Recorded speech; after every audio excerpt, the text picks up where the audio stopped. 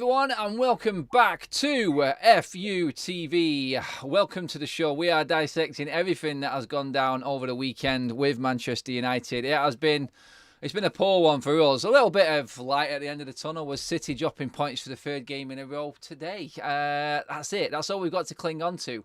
I've brought two guests along with me. We're trying out the guests on the new setup and the new studio. We've got James and we've got Tim. Fellas, hope you're both doing well. Yeah, I'm all good, Yeah, Ads. Hope you're well. Well, I've been better. Yeah. Let's just put it that way. I've been better. But I'm just going to get straight into it. Everyone heard my thoughts on everything yesterday. I'm just going to, as United fans, I'm sure you were watching the game yesterday. James, I'm going to come to you first. The state of our team right now. Take the floor, mate. Just give me your thoughts on the game, first of all, yesterday, and what you thought was lacking more than anything. Yeah, well, first of all, like St James's Park is a really tough place to go. And away on a Saturday night in the freezing cold, like -3 or whatever it is, it was always going to be tough, right? So I wasn't really expecting much. However, you can lose a game of football. That's absolutely fine. Like I've seen Man United lose a lot of games of football. That's fine. You can't lose in that manner, mate. That's the problem. When you've got players that are on 300, 350 grand a week that can't be bothered to jog a few yards, when you've got players that supposedly know exactly what it means to play for Manchester United and live and breathe the club, and they live for the shirt, and they can't jog, they can't track, they can't press, they can't play a 5-yard pass, they don't have that attitude. There's ways in which you can lose a football match, and unfortunately for me, just at the end of last night, I walked away from it. I turned off the TV and I was like, that is just not the Manchester United that I know, unfortunately. And Erik Ten Hag has to take some of the blame. The players have to take a lot of the blame. The owners have to take a lot of the blame. But this club is unrecognisable from the one that I knew growing up, because we would have never put in a performance like that in a must-win game at St James's Park. Yeah, I mean, Tim, you guys all gather over there in the Niagara Reds fan group over there in Yeah. Canada. Was you all watching the game together there? What was the general consensus and word around the pub yesterday after that performance? It was just the same. I mean, James has covered a lot of it there, but to turn up like that, I think as fans we can all rationalize the fact that we're going to have days where, technically it's just not on for us. Maybe our tactics haven't worked, and the manager's got to change things, but. To not turn up and to not run and not to put a shift in, like, those are non-starters. Those have to be present in every game. And of course, going to Newcastle, it's going to be a tough game. We knew that, which makes it even more shocking, knowing that you're going to be in for a battle. You're going to be in for a fight going there against a team that is one of your direct rivals in the table. And to come out with that sort of effort, I mean, you look at, Marcus Rashford, obviously one of them, involved in 2 defensive actions and lost 4 of the 5 duels, like slow to second balls, never mind winning a first ball, slow to second balls. No one's getting stuck in. It was just, like James said, to lose in that manner, you accept a loss. I mean, if we had went there and played well and dominated and just didn't take our chances, and we're unlucky, then you could handle that. But to go there and lose in that manner is just completely unacceptable.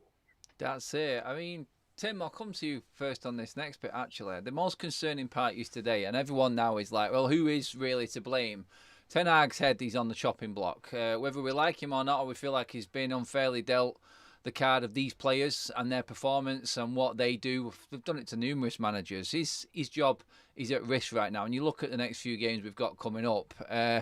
There's no light at the end of the tunnel for this team, and anything getting any easier for us. It is a tough run of games, but the comments from Ten Hag, Tim, I want to know your thoughts on them after the game. I don't know if you heard him or listened to him, namely the fact that Manchester United are going in the right direction. I just cannot understand that comment. I've talked about the language barrier sometimes, and it doesn't come across to the English media or to us, the English fans, in what he's trying to get across, but that was quite clear. You can't really disguise that in any way. Going in the right direction, we're going down the table, Tim. Yeah. No, I mean, obviously it's completely, it's completely wrong. So you're right. I don't know if it's down to a language barrier. I saw that he made comments too in regards to, we controlled part of the games and we had a goal that just got chopped off.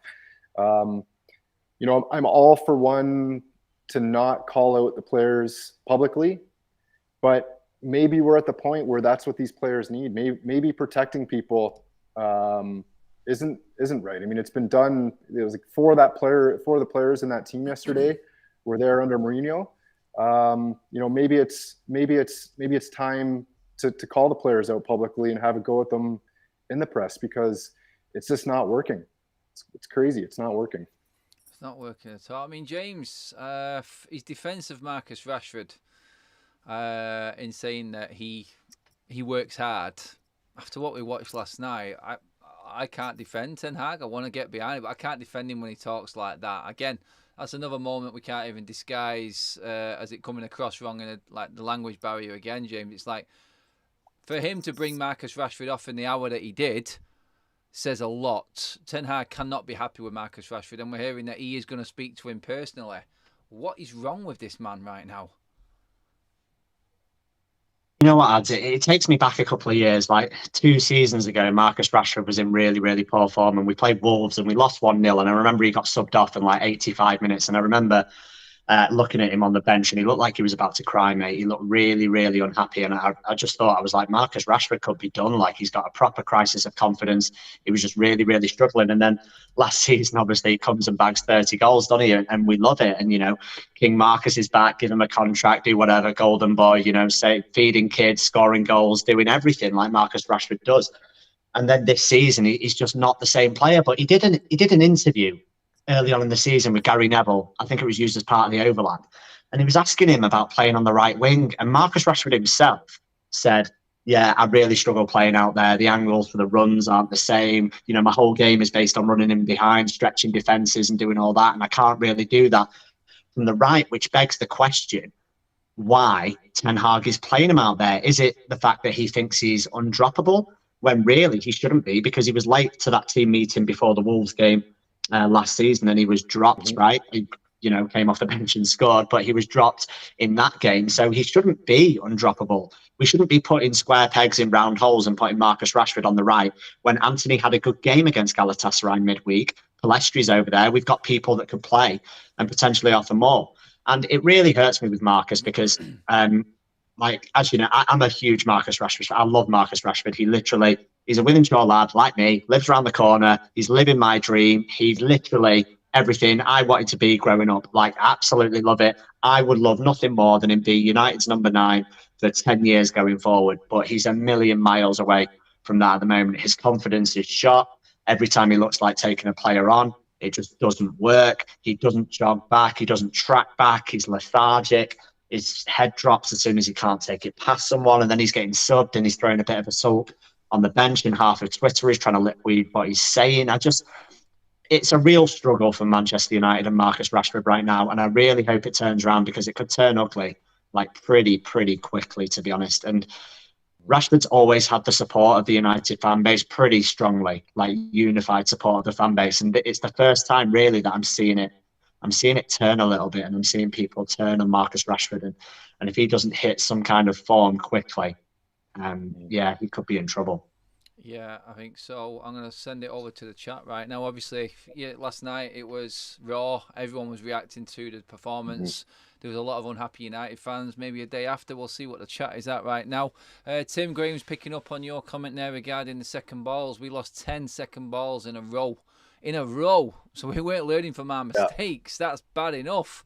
Daz Salford 69, cheers mate with a super chat, thank you. It's a catch-22, this issue. It's easier to sack the manager than most of the squad. We all know the common denominator is the players down tools. Tim, down in tools last night, it's unforgivable. And some players, you could say, were giving the effort. They were trying, you could say some, but there was a big issue, and it was quite clear from the video that went out, obviously, last night with Ten Hag and our other forward in that lineup last night, Anthony Martial. Tim, how many times over the years, and we've won back time on my channel here, have we had a conversation about Anthony Martial?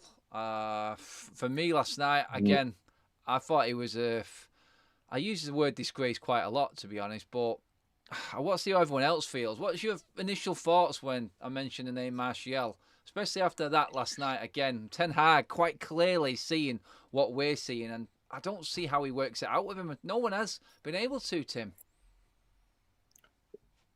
Mate, we have had this discussion so many times, and you're dealing with a player who, like we've talked about, when other number 9s have come in to challenge the position, he's just sort of mentally, he's just fallen apart, and he hasn't stood up to the challenge. Since the 2021 season, he's played 63 games and scored 12 goals in the league. 12. It's unacceptable. It's unacceptable for a player to lead Manchester United's line and have that return. He scored 20 plus goals once in his time at United. He scored 15 goals once in his time at United in the league.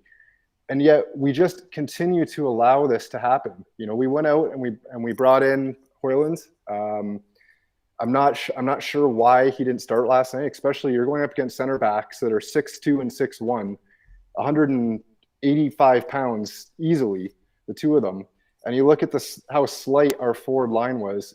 I mean, aerial duels, just forget about it. And especially with Newcastle pressing and forcing us to go to, 20% of our passes, I think, were long passes. So you're not going to win any aerial duels anyway. And then he doesn't have the work rate. He simply doesn't have the work rate. And if you're not scoring goals and you're not putting in the work and you're throwing your hands up in the air, and we saw the video, we saw the body language, then what are you offering? Yeah, exactly. Great comment here from Honest Tiger, one of our great contributors on the channel. Whatever Sancho and Varane did, it couldn't be any worse than the disrespect that Rashford shows on the pitch. That's hard hitting a comment, but I think actually on point. It's like, James, we've been there. We've been to many away games, James. Travel up and down the country yourself, over Europe as well. I felt sorry for the United fans there last night, but in a way, I kind of knew what was coming. And that's the hardest bit to take. It's like the not surprise factor is the worst thing in all of this, James. Yeah, it really wasn't a shock. Like I said, the only shock is the manner in which we lost, not that we lost in the first place. I think on the fans thing, it is like Manchester United came out today, didn't they? And they put a tweet out of the main account basically saying, oh, look at our fans again with us through thick and thin. Look at them. They've travelled. It's been a tough week for the Reds. And it showed a picture of them at Goodison in Galatasaray and then at St. James's last night. And I just remember thinking, like, geez, what a disconnect there is from like the actual football club to the fans. Like, if you had any idea what the fans feel towards you at the moment, you would not be posting that. Like, the fans have just spent probably hundreds of pounds travelling up there in the freezing cold. Newcastle, if you don't know, Tim, it's like, obviously you do know because you're in Canada, because Canada's freezing. But Newcastle is colder than anywhere else in the UK. Like, you go and do Newcastle away, they put you right up in the gods, like third tin. You are freezing your nuts off for like 90 minutes. Like, there's always one lunatic in the crowd with his top off, but the rest of us are freezing our nuts off for 90 minutes, and it's horrible. It's absolutely horrible. And the club just have no idea what the fans are going through. And there's a massive disconnect. And on the Martial point that you brought up before, I just wanted to touch on it. Like, the last game I watched live with Ads, I was sat next to him in the Manchester derby that we won 2-1 last season. And I remember like screaming with a lot of fans at Martial to press. And then we came out after the game and Ricky and a few other people were like, no, it's part of a masterclass. Like, he's being told not to press by Ten Hag. It's part of this. He cuts off these passing lanes. He's not lazy at all. I'm like, right. So why was Ten Hag screaming at him yesterday? I've watched this player for 8 years at Manchester United. And I can tell you, you may not like it. I can tell you the man is lazy. I watched every single game from up above. I can tell you, I watched the whole game, bird's eye view. The guy is just not putting in the effort required every single game in a Manchester United shirt. And Tim went through some stats. And another one, he's not completed 90 minutes since 2021, which is mental. That's 2 years ago. And he's not completed 90 minutes. I have no doubt about his technical ability. The guy is absolutely insane. Technically, he's superb. If you want to play pass and move football and stuff, he's your man. But if you want to go away to Newcastle, where it's -3 on a Saturday night at 8 o'clock, you do not want Tony Martial turning up in his gloves, because he's not the person that's going to lead the fight for you. He's really not. Like, sorry to say that, but he's not. No, I agree. I feel like with Martial, I'm with Tim on this one in terms of I have no idea why Højlund didn't start. One thing I wanted to bring up, actually, let's go through some of the comments actually now. Højlund didn't play because he's being hurried back. Both Rasmus and Anthony Martial need their game time managing, says Graham. That's a damning comment on its own without even trying to be, Graham. That's just a sorry state of affairs when we had a whole summer to plan and bring in the right type of players. It's horrible. It really is. It really is horrible. Alien Tenno is back in the chats. He was away at Everton last weekend. I don't think he was at Newcastle. I'm glad you didn't go anyway, Alien, mate. It was diabolical. ML says, if we see McTominay and Rashford in the team sheet on Wednesday, just switch off your television and walk out of Old Trafford, because we all know what's going to happen. The fact that McTominay is staying on the pitch continuously, I mean, we have got injuries, Tim, but I don't know what it is with McTominay. I don't know why he's bigged up as this player for Manchester United, like this guaranteed starter every single time. Like, he is a Manchester United quality player. I understand he's got United running through his blood. I like the guy. I think he belongs in the squad, but I'm seeing people walk past McTominay. Again, he's another one. He's known for his energy, and that's why he's in the team, but he just looked knackered against Galatasaray, and the game seemed to pass him by again yesterday. Have we had this conversation before as well, Tim, by any chance? Hello? Can you hear me, Tim? Hello? Hello? Tim, Hello? Can you hear me, mate? I don't know. James, can you hear me? I don't know if we've lost Tim. Nah, I can hear you, mate. I can hear you.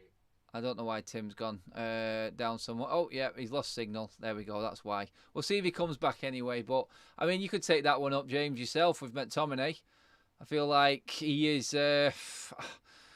I'm lost in trying to figure out what McTominay does and what he brings to Manchester United. He gets good goals at moments and then disappears off the planet. I'm just seeing him disappear at the moment. Yeah, my issue, and like, listen, I've praised Scott in the past. Hello? I think, to be honest, he's probably saved Ten Hag's job on a couple of occasions, but there's no doubt that when you want to play through midfield, he's not great, and he didn't offer much off the ball, especially in the second half yesterday. I think the issue I've got is the fact that when you don't want him to start, which I'm fine with, like, pick someone else to start, Casemiro's out at the moment, and people are acting like Amrabat's done tons more. Amrabat's done nothing for me in a Manchester United shirt so far. And if you're talking about what he offers, then I'm like, well, McTominay potentially could offer a goal threat, so maybe you leave him on when we're 1-0 down. I don't know. But if Amrabat would have come on and torn it up, like, since he's come here, then I'd argue that. Or if Van der Beek had torn it up when he's been given the chance, then I'd argue that. But the problem is we seem to have numbers in our squad, but we don't have any quality and depth at all. And that's the issue when it comes to people dropping stinkers. It's like, well, who's going to replace them? And for ages, it was like when Anthony was dropping stinker after stinker, it's like, fine, but who was going to replace him on the right? Like, Leicester got next to no game time. If Casemiro drops stinkers like he's been doing in the six, when Mainu was injured, who's going to replace him? Because if Amrabat comes in, he doesn't do the job. So I just think there's not really any pressure. Like we saw it with Shaw and Malacia last season, when either of them dropped performance-wise, the other one was there sniffing around the place. And Dalot and Wan-Bissaka, the first season, their competition, we saw it as well. But in midfield and in the forward line, there just doesn't seem to be that strength in depth at all. And the worrying thing from our squad is I think Ten Hag had 6 of his signings on the bench last night. So we have a hard enough time spending money as it is sometimes. Like, we all hate our owners. They don't put a penny into the club. Yes, we spend money, but clearly we spend it poorly. And Ten Hag has to take the brunt for some of that as well, because yes, we've spent money very poorly under Ed Woodward for the last 10 years. But then when you look at Arnold and Merton now and Ten Hag, and since he's been given kind of the reins on the transfers, I mean, we've spent 400 and odd million under Ten Hag, close to 500 million, and 6 players are on the bench. We must have had hundreds of millions of pounds worth on the bench. So yes, McTominay is starting. Yes, McTominay is not offering much to the team, but I would beg the question, who is offering more from the bench? And maybe your answer's Amrabat. I don't know. I've just not seen enough so far. I think people bigged him off the back of 6 or 7 World Cup appearances and a Europa League, Conference League final thing that they maybe saw. No one's watching Fiorentina week in, week out, mate. So whether people think he's a world beater or always the person to change things or not, I don't know. But yeah, Scott's not doing good enough, but neither are a lot of the Manchester United team at the moment. Yeah, A couple of super chats to get through. One from Alien Tenno says, it's Adam and James's fault. I love Tim though, so he's backing Tim on this one. It's our fault, James, I'm afraid. Hi guys, this is from Leroy Jones. Cheers for that, Leroy. Hi guys, I'm so fed up with Erik Ten Hag, but remind myself that it's the same shit shambles players failing this club again. I beg Sir Jim Radcliffe clears out the dross. Another super chat in from Sandro Rodriguez says, need a structure ASAP, but not giving 100% is beyond me. It concerns me that every time we lose the ball, we concede a dangerous shot, and that's on Erik Ten Hag. Let's just check, see if we have got Tim back. Tim, can you hear me okay, mate? Yeah, mate, I can hear you. Can you hear me? Yeah, we got you loud and clear, Tim. On that one there, in losing the ball, Tim, that's the effort. Can you blame Ten Hag for what them players are doing on the pitch, though? Like Sandro says there, in terms of every time we do lose the ball, we look like we're actually we're in danger straight away, instantly. Yeah, I mean, again, that just comes down to a mentality thing, and I don't know whether it's the manager that is having difficulty instilling that in them. But, you know, history with these players and the amount of managers that we've gone through would tell us that it's the players, because, and more importantly than the players, it's the culture around the football club at the minute and starting at the top. So I put that above the manager, that it's acceptable for us just to recycle managers like we do, and the same things pop up. We go into these games, when things get difficult, we just crumple. You know, there's no mental strength. There's no drive. There's no one to pick us up and drive us forward. And that's the disappointing part, is that, you know, it's football 101. You know, if you lose the ball, you should be one of the first players trying to win the ball back, and at least get into a position where you can stop a breakout. Like that's just how to play football. And it just, for me, it's so, that's the frustrating part in watching this team, is that there's so many little basics, things that, you know, are taught at a youth level that they just don't do. Yeah, that's it. Going back to what we were talking about with McTominay, then, Tim, James brought it up onto Amrabat there. I can see a few people in the comment section as well, actually, talking about Amrabat not lasting the course. Can you see why we only did a loan on Amrabat? Can you see him going straight back? I mean, for me yesterday, it was... what was the lesser of two evils in picking either McTominay or Amrabat? It just doesn't seem like we have got enough in that midfield. And I actually feel sorry for the likes of Kobe Mainoo at the moment, having to come through and play alongside players like this. Well, I think for me, like the one with Amrabat is, I don't think we've seen enough of him yet. I think, you know, when he first came in, we had all the injuries at left back. So he was playing at left back at times for us. He needs a run of games. Like let's see what we have, and surely with what we have in the midfield right now, obviously, Kobe Mainoo is going to keep his place. But in terms of McTominay, I think especially after last night's performance, you know, bring Amrabat into the side and let's give him a run of games and see what we have, because I just don't. I know that's the worrying part for me is, you know, what is Ten Hag seeing that. This either wasn't his player if he's not playing him, or he's seeing something now that he's got him that he doesn't like. And if he was the one that went out and wanted him to come in the first place, you know, that's concerning. So there's a lot of unanswered questions with Amrabat, but I think for me, I think I would just play him and give him a run of games, and at least let's give him, you know, see what we have. See, are you concerned, James, with us, or Erik Ten Hag, in fact, actually not knowing his best team still over 80 games in? Because he's talking about trust the process all the time. He's saying trust the process, but this team is chopping and changing constantly. There's no continuity. There's no consistency at all. I don't actually think, and we was having three fullbacks with two centre-backs sat on the bench last night, James. I mean, it shouts out desperation to me. It really does.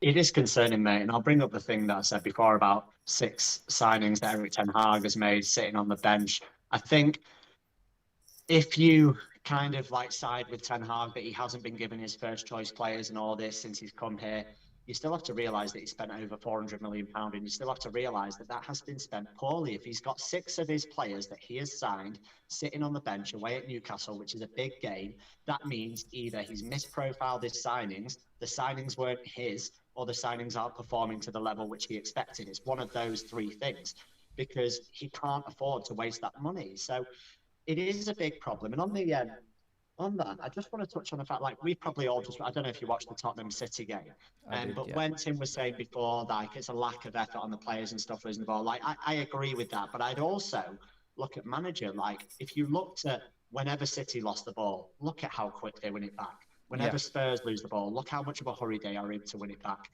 And Newcastle had 11 players out against us yesterday. City have had injuries. Spurs have unbelievable amount of injuries, yet they seem to be able to play the same way. All I hear with Erik Ten Hag is he has a couple of players out, and all of a sudden we can't play his style of football, which we don't know what that style of football is yet, by the way. We have no idea. But if you look at other managers, like if you look at Pep Guardiola, can you name Pep's best 11? Because some people would have Doku, some people would have Grealish, some people would have Stones, some people would have Ake. Like you can switch people. Some people would have Foden on the wing. Some people would have De Bruyne pushed out there, Bernardo Silva. Like, you can't name their best 11. Do you play 2 up top with Haaland and Alvarez? Do you play Alvarez in behind? Do you not play Alvarez at all?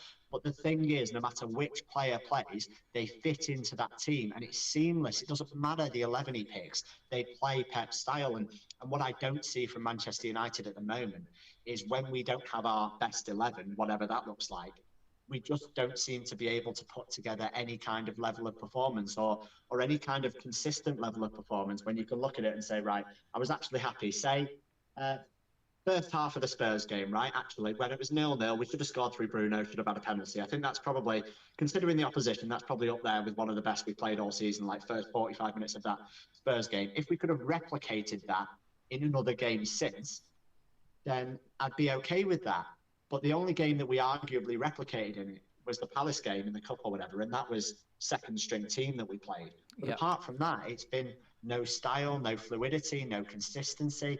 And that, even though, you can blame the players as much as you want, Ten Hag has a little bit to answer for with regards to that, because we're 18 months in now. People gave him a bit of a pass last season.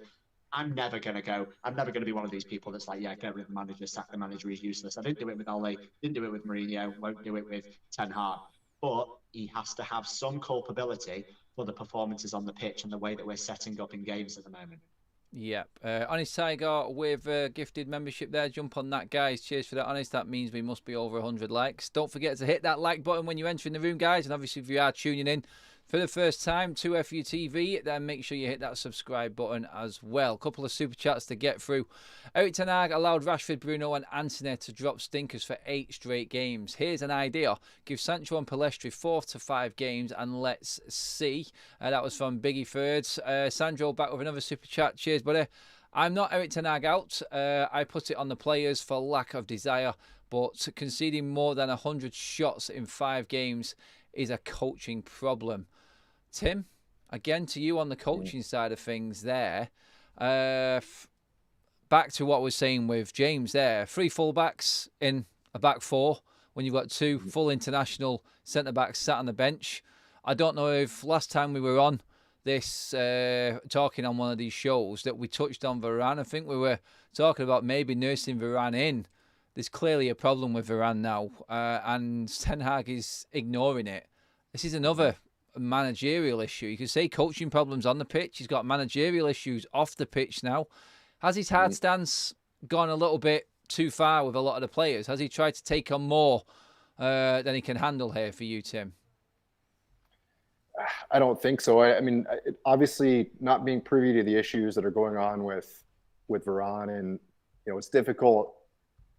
The Sancho one's a little more public. Obviously, the Varane one was a little more tight-lipped, so it's difficult to say. But in general, I think that he has to. I think this is the way it has to be. I mean, we're seeing it game in and game out from these players that these types of performances, particularly when we come up against the top 8. I mean, there's a stat.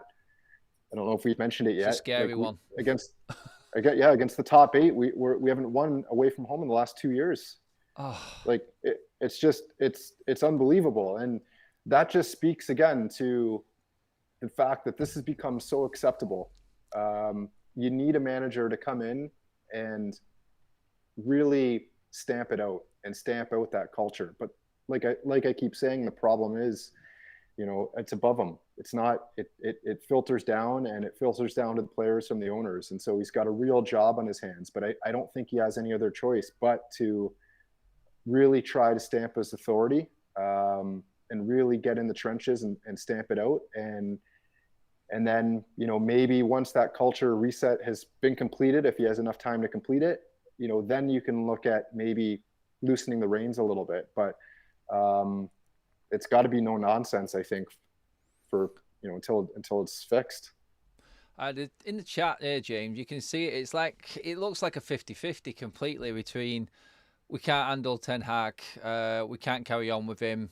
How far do you go, James, in terms of Ten Hag now? We have to sort of just keep him in situ, otherwise we just go in, rinse and repeat, getting rid of another manager because these players have spat the dummy out.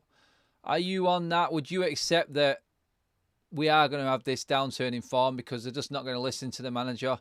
But we have to stick it out. There's a few of these players we're actually talking about that are actually running out of contract, and I think the club will just let them go, release them. I think we could have a David De Gea situation at the end of the season with Martial where no one actually wants the guy. And that in its own tells you the story with Anthony Martial. We can't get rid of him. We've had to wait until his contract is gone. Yeah, I saw it. I saw something before. I think I added it up. I think it was £860,000 a week. So I think you had Sancho, you had someone else, and I can't remember who it was, but we had a daft amount of wages on players that weren't actually in the starting 11 or even in the fray for being played. And it's absolutely crazy at the moment. I just don't get this whole thing with Manchester United at the moment. We just see him in such a struggle, to be honest. And on the Ten Hag thing, would I get rid of him? No. The thing that I would say to the people that are so desperately Erik Ten Hag out is, what's the alternative? Because it's all right, finding out a problem, but you need to come out with a solution for me to get on board. And if there was an up-and-coming manager that had a proven record, it wasn't too long ago, about a month ago, everyone wanted De Zerbi until he'd lost 5 out of the last 6 and he lost to a 10-man Chelsea today. So, people they're so reactionary, right? And realistically, getting rid of Ten Hag now changes absolutely nothing as far as I'm concerned. It looks like there's a change in ownership, or at least a change in stake of ownership happening very, very soon. It looks like someone different is going to get control of footballing matters. So changing things now makes no sense. You let the new ownership come in, or the new footballing side come in, you let them take a look at things, and then they're going to make their decision.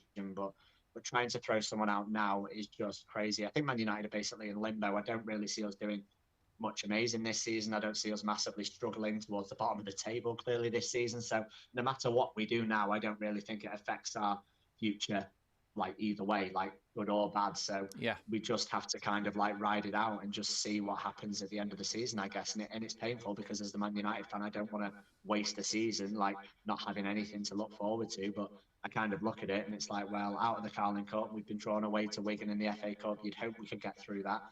Champions League looks like a no-go. Do I want to be in the Europa League? Probably not. And even if I did want to be in it, are we going to beat Bayern at home anyway? I'm not sure.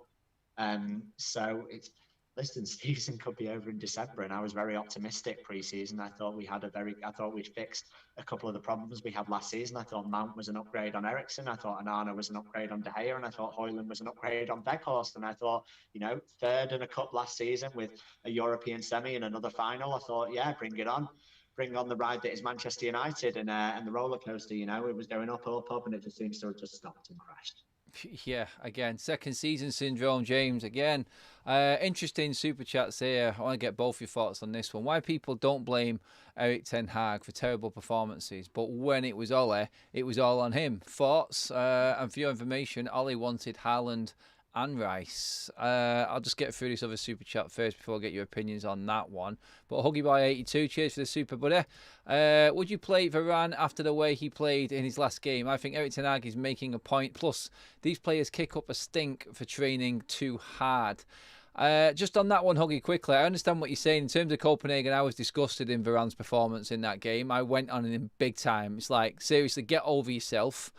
But this is now on the manager to make that work with Varane. Out of all of the defenders we've got, there's only one proven playing at the top level and actually has the experience of winning things. You have to sort that out. Making a point is making a point. But how many games are you going to throw away at the expense of trying to make that point? That would be my argument against that one. But, I mean, Tim, we bemoaned Ole. We said he didn't have a clue. These managers, I mean, Ralph Rangnick himself, Ole Gunnar Solskjaer, they're talking names that this club needed. The open heart surgery that Ralph Rangnick said Manchester United needed. We're actually, we've been on the waiting list for that operation for, 10 years since Alex Ferguson left?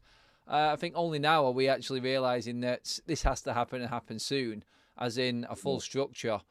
Ollie did get stick. I did think Ollie was out of his depth, personally. I didn't think he had enough. I thought he took United as far as he could. Do you feel like Ten Hag has got enough? Do you feel like it is a case, again, of the structure above him just isn't going to help him whatsoever, and he's going to be the next name on the list? Like I asked James a minute ago, do we just need to keep him until Sir Jim's actually in situ and see where United move forward and what our direction is going to be? Yeah, I agree. I heard James' comments, and I agree. I think this rinse, wash, and repeat of bringing in managers, getting a manager bump, things go pear-shaped in the second or third season, then we sack the manager again. This is what the owners want, is this cannibalization of managers amongst the fan base, because it lets them off the hook scot-free. We just peg it on the manager, and then all of a sudden we bring in a new manager, and within 3 years, the same issues that follow manager to manager are still there. And it's just, we're not getting anywhere. We're spinning tires. So to sack Ten Hag now makes absolutely no sense. I think he obviously still needs time, because we're miles off it. And we just talked about stamping out the mentality that exists and how much work that's going to take. At the end of the day, like he still has four starters in that team from yesterday's 11 that were here under Mourinho. So it's just carrying over from manager to manager, this mentality. And, unfortunately, we're stuck in a cycle. And hopefully with Sir Jim coming in and a new football person coming in, you get better recruitment people, you get better people to assist with identifying players. And if Ten Hag, wants to bring in a certain player, maybe they say to him, no, you know what, this is the best option for the way that you want to play. Similar to, Michael Edwards and what he did, is his job at Liverpool when he was there, and then how he helped get Jurgen Klopp up and running. When he first came in and implemented his style, no manager has ever had that. No manager has had that level of support. And when you talk about financial backing and financial support, it's one thing to say, oh yeah, they went out and spent this amount of money. But who did they spend it on? What impact did those players have when they came into the team? Was that the right player? You gave the manager this money to spend, but what type of support network did he have around him to identify those players, and maybe save him from himself and not bring in that player and go out and bring in a better option? And we don't have that set up here. And any manager that comes in after, came in before Ten Hag and comes in after him isn't going to have that until it's set up and in place. Going forward, guys, totally hear what you're saying there, Tim. Completely agree with that as well. But going forward, I mean, James, Chelsea next. Is there anything that Ten Hag can do for you to change up what we lacked in Newcastle? As in players that you think might actually want to play the Ten Hag way, as in that press, that energy, that what he was moaning about that Martial wasn't giving. What are your changes, and how would you mix it up for us to try and make this happen? Because he's not going to get any extra investment, like Tim said. So how would you do it with what we have got, James? It's a tricky one. I'd probably try and make a point, and basically the 4 subs I think that were made last night, I would basically bring them into the team. So arguably Reguilon for Dallo, or if not, at least put Varane back in and move Luke Shaw out there, but Dalot wasn't very good, but Reguilon improved when he came on. So make that change. Bring Amrabat in for McTominay. Make that change. Bring Højlund in as well for Martial, and bring Anthony in for Rashford. And they're the 4 changes I'd make, and it sends a statement out that, listen, no one's bigger than this shirt. Like, Manchester United have been going since 1878. Like, they're bigger than you, Marcus Rashford. They're bigger than you, Bruno Fernandes. They're bigger than you, like Rafael Varane. They're bigger than Scott McTominay. They're bigger than all these players. Like, Manchester United, like, that shirt is massive. And one thing I'm interested in, actually, on the team sheet, because we know one player that won't get dropped, and that's Bruno Fernandes, because he's captain of Manchester United. But I don't know if you saw Paul Scholes' comments post-game, and he basically said that if he was playing with Bruno Fernandes, he'd really, really struggle, because he seems to have this free role.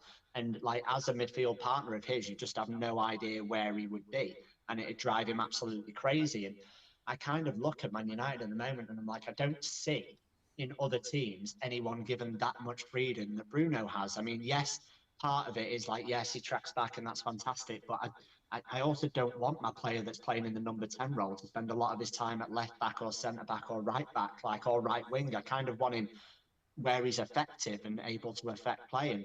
And Mainu or McTominay or whoever was going to win the ball back must be looking around sometimes and be like, where's Bruno Fernandes? And sometimes I think it's, I don't know. I just think the coaching at Man United is way off. So in terms of, like, can he coach them any differently for midweek against Chelsea? No, he can't do.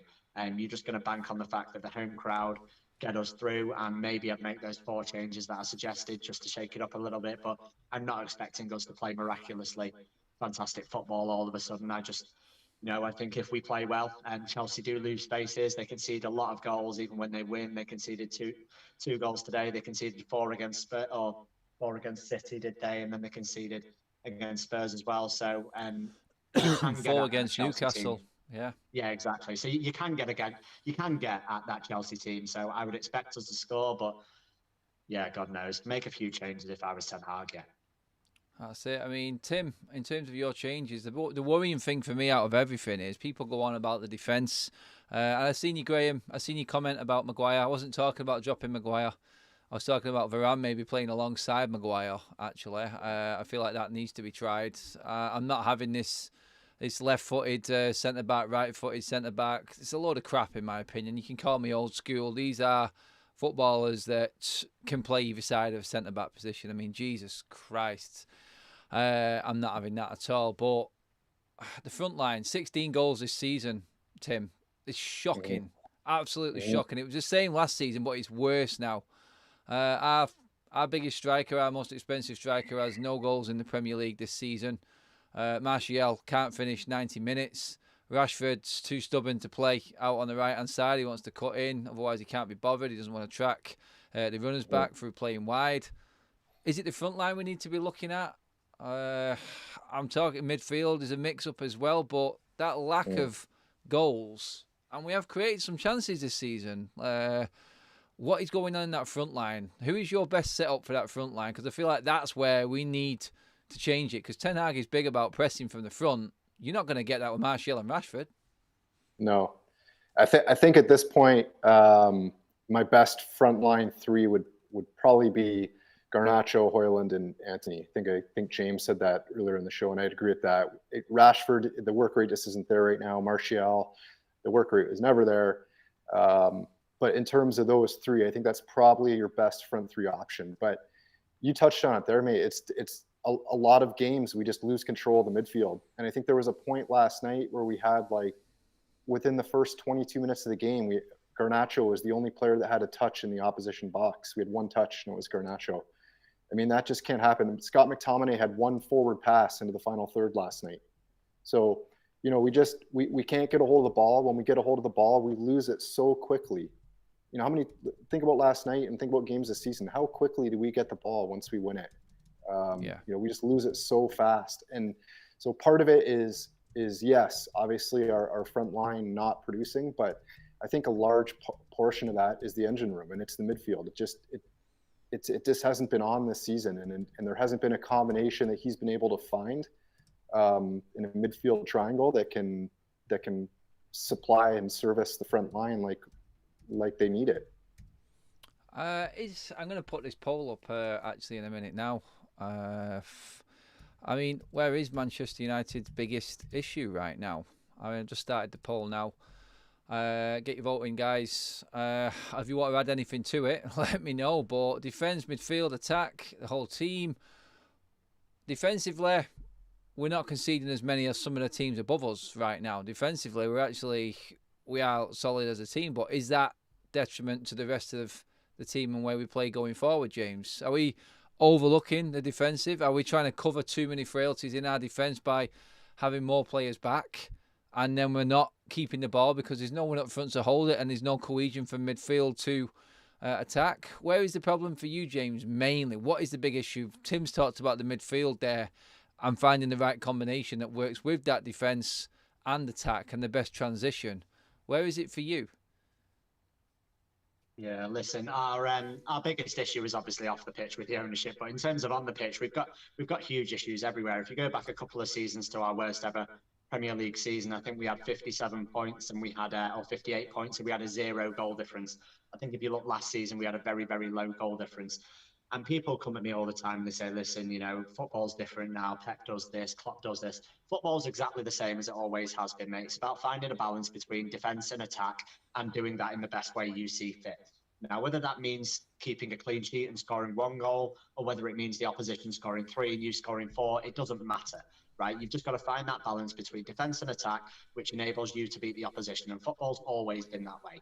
So when you have like a team like Liverpool that were really successful, it was a we'll score more than you philosophy. When you had a Jose Mourinho at Chelsea, it was a we get 1-0 up and we shut up shop and we don't let you back in. And there's many different ways to win a football match. And I feel like if our defence was solid, then we would have a foundation to build upon. If you look at last season, De Gea got the Golden Glove. He had more clean sheets than anyone else in the league. And I think Onana's stats are actually decent in the league this season. Yeah. Well, I just don't trust that defence with keeper to keep a clean sheet. I don't go into any game thinking 1 goal is going to win us the game at the moment. And ironically, it has a few times this season. We've won almost all our Premier League games by 1 goal, apart from the Everton game. I think that's the only one we've won by more than 1 goal. But I go into the game like we're going to play Chelsea. If we score 1 goal against Chelsea, we won't win the game. I'm pretty certain of that right now. We won't win that game, whoever we're playing after that. And then when we go to Anfield, if we score 1 goal, we won't win that game. And it's just the way it is. So, yes, defence is important. I think the biggest issue is the midfield. It's been the midfield for a long time, I think. Since Michael Carrick, maybe. I think we're going back since then. We were longing for a 6 since Michael Carrick. We eventually, after about 7 transfer windows, got Casemiro. But Casemiro's now been injured. He missed a lot of games through suspension. His legs have kind of not gone, but it's a struggle because he's being asked to play a single pivot role, which he can't really do because he's getting overrun. So realistically, you're going back, 7, 8, 9 years since we had a decent central midfield, and it's key. Like if you look at all the good teams, they have great centre midfields, and even Newcastle last night. Like you look at them, and on paper you think, oh, maybe they're not superb, but Joe Linton's become a very, very good asset to them in midfield. They've got runners. Bruno Guimaraes is excellent technically. I know we didn't play last night, but they've got Willock, who's very, very good, and they've got people in there that work. City's midfield is superb. I watched before, like Rodri is. When we were having the Casemiro-Rodri debate last season, obviously you're going to back your player because you do, but Rodri is unbelievable, man. If you watch him play football, the guy is just absolutely unreal.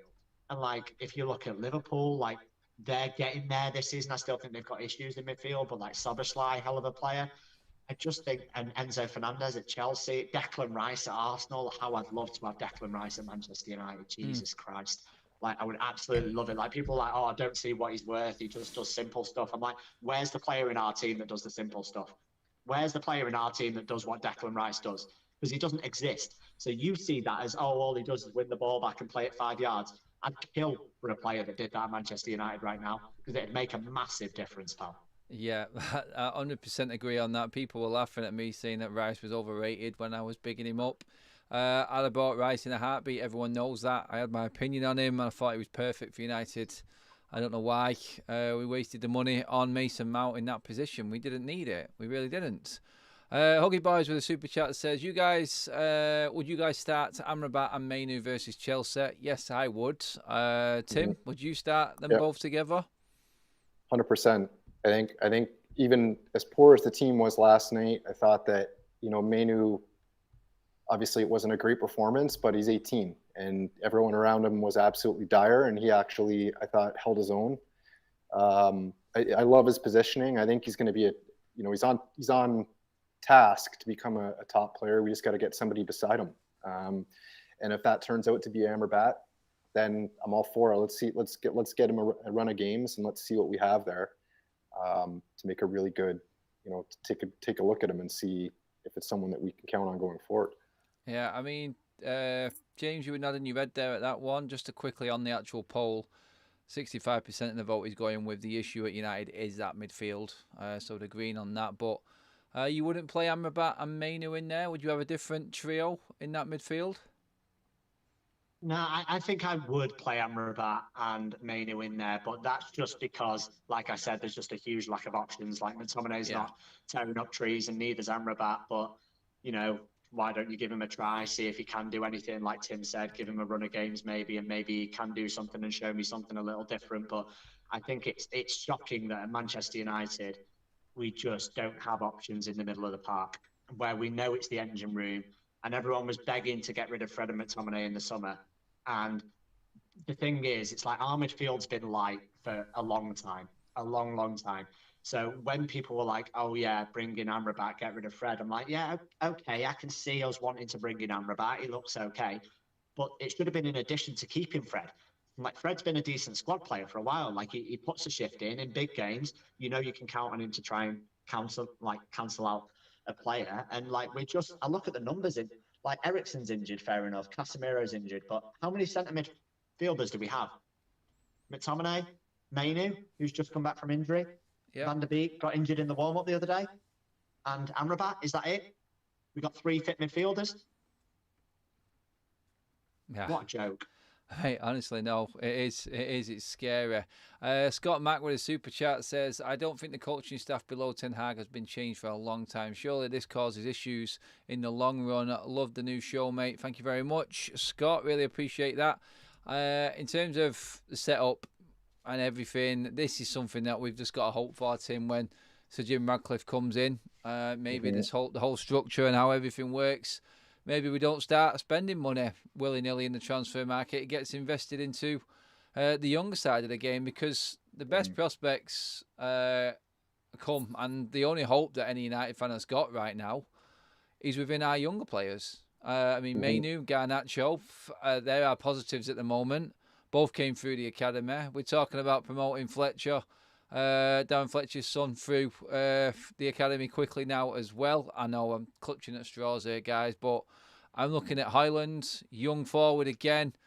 I think there has to be a sort of change in tact here and actually bringing the right age player into the football club as well. Maybe investment in the scouting network, but directors of football, they go out and find the youth talent that we can actually bring into the youth team, develop our academy before going out and buying these players that are clearly not working. And that proved in what James said earlier, Tim, in Ten Hag not actually playing his signings ahead of what was already there, and has been the failure over the last 10 years in Ole Gunnar Solskjaer's team, which it pretty much was last night.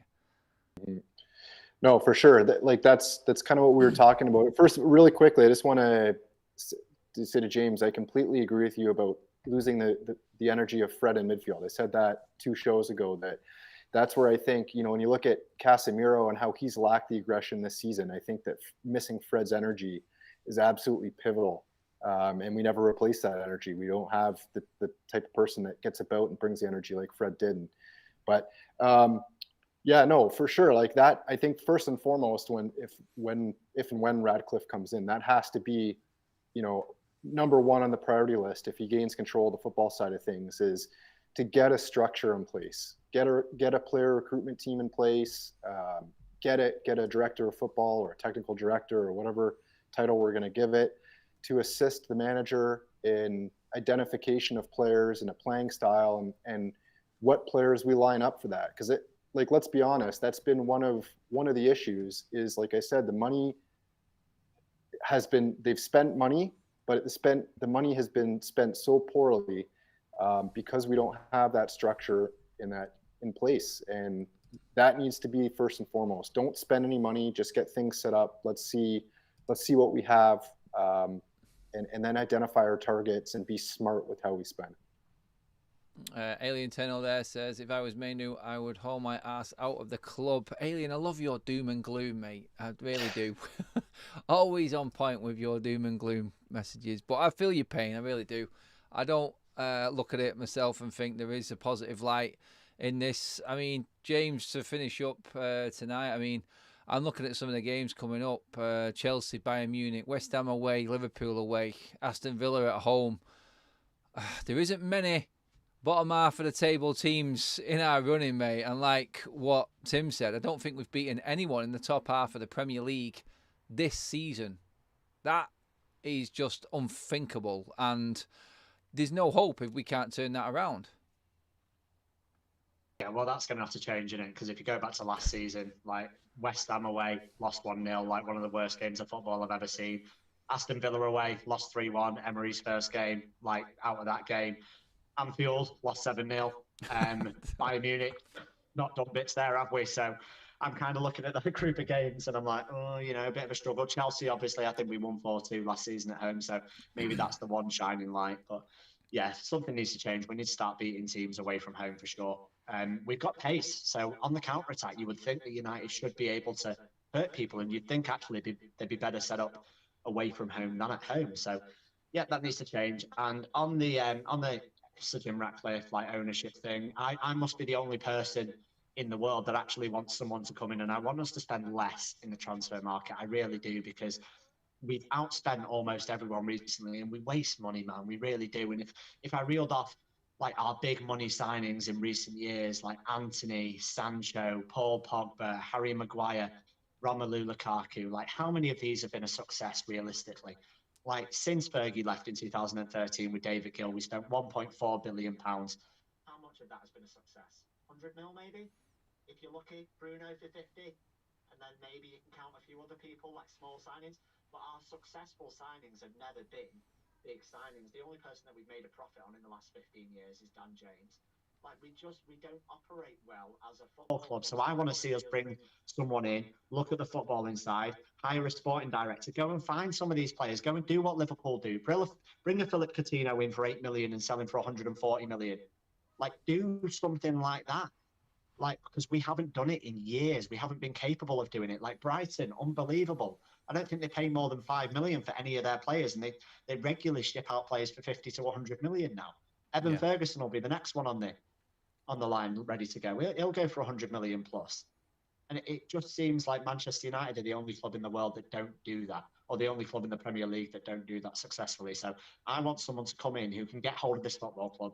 I don't want us to throw money at the transfer market. I want us to throw money at the stadium and fix that. I want us to throw money at the surrounding area and try and build that connection in Manchester with the club again. And I want us to clear the debt. But in terms of the transfer market, I'm actually fine with the money we spend. I'd rather spend less. I'd rather actually do our due diligence and go and look into the transfer market, scout people properly, and find players that will actually fit our system rather than just throwing checks and blank checks at random clubs for people last minute. Yeah, that is it. That's well said, James, on that front there. Give the video a like, guys, please, just before we finish up. We're just about to head over 200 likes. Thank you for all of your comments, all of your input tonight, guys. We will be back tomorrow as well, live again. So do tune in for that one, where we'll be talking looking ahead to that Chelsea game. And I'm sure there'll be plenty of aftermath after this weekend's action. It's been rather quiet this weekend, especially today after what happened against Newcastle. So we'll see what comes out from the club this week, and I'll be all over it as usual. All that's left for me to do is, again, thank everyone, all the contributors, super chats, new members, joining into FUTV. We kick-started everything on Friday. It has been a brilliant weekend. First weekend on the new channel, and everything going forward, it looks fantastic, and it'd be nothing without you guys. Tim, give the people a shout out on where they can catch you and what you're up to over there in Canada. And again, thanks for coming on, my man.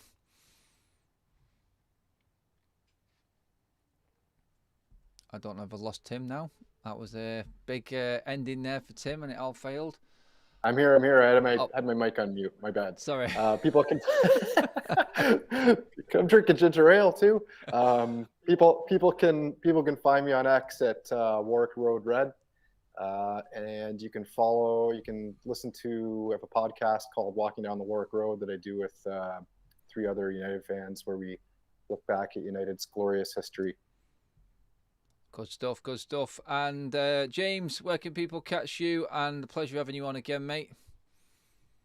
Yeah, cheers, man. I'm old school, so I still call it Twitter, not X. But if you want to follow me on Twitter, then it's JamesDixon_PT. If you want to follow me on Instagram, it's JamesDixonPT. Cheers to Tim, cheers to Ads, and yeah, big up the chat, and see you again soon. That's it, guys. Thank you very much for tuning in. We got over 200 likes in the end there. Thank you to all the mods and everyone looking after the chat. Brilliant stuff as always. Absolute pleasure talking to you. The first weekend of FUTV is done and dusted, guys. It wasn't a good one for United, but we move forward. Chelsea this week and more content coming your way. But for now, that is it.